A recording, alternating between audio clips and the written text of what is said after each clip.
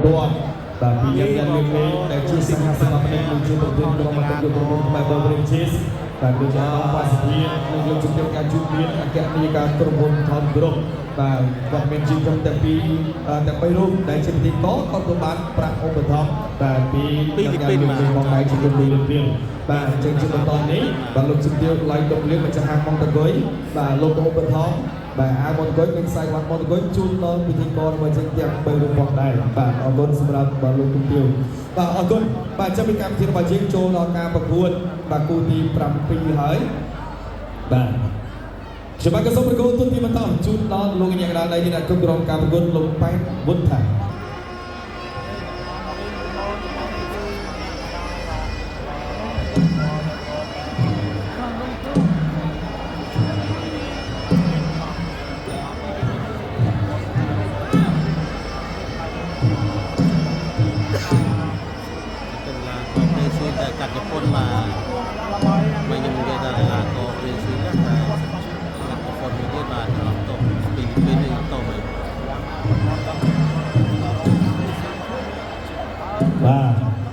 ចឹងឥឡូវនេះការផ្លាយប្រគំគ្រូរបស់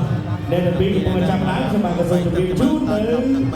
ប្រវត្តិរូបសង្ខេបរបស់កីឡាករទាំងពីរបង្គោលក្រហមអេអាមេរិកពូថងទម្ងន់63គីឡូក្រាម500អាយុ22ឆ្នាំ1.82ម៉ែត្រក្រុមប្រកួតបានចំនួន96ដងឈ្នះ91ចាញ់2ស្មើ3ដួលបាន51ដងប្រកួតចុងក្រោយឈ្នះកីឡាករបរទេសស្រុកកំណើតភូមិនាងកុកខុំបាក់ខ្លងស្រុកមណ្ឌលសមាខេត្តកោះកុង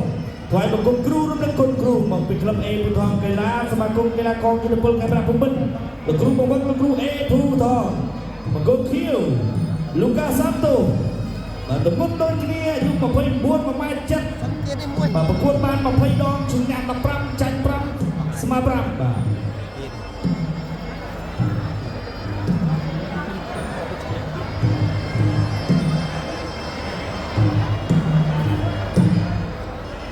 ប្រភេទ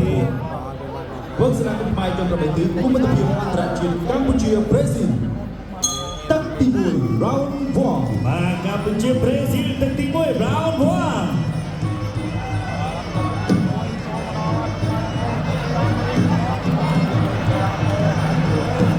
បែមួយតន់ចេញក្រោមពីគោខៀវ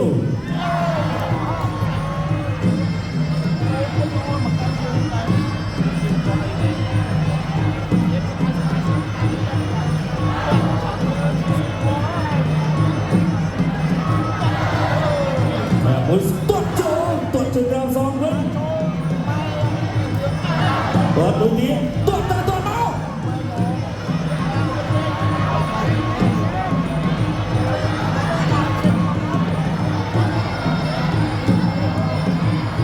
ដាក់ចូលមួយជើង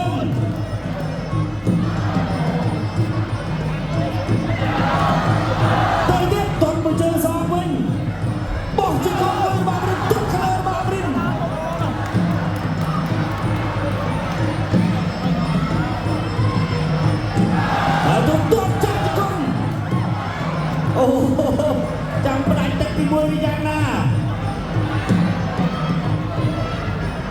បែកចូលមកពួកត្រូវទេ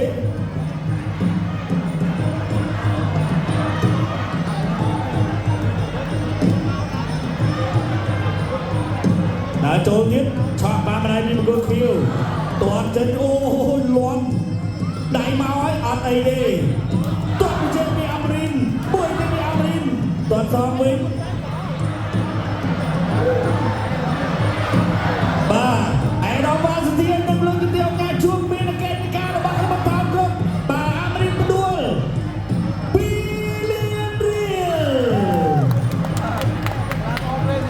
អូជើងអត់ដល់ទេ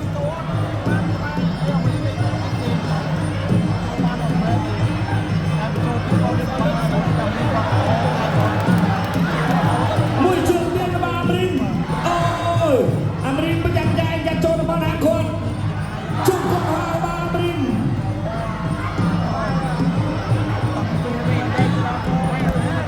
បាទទស្សនិកជនយើងថាតែ មួយដល់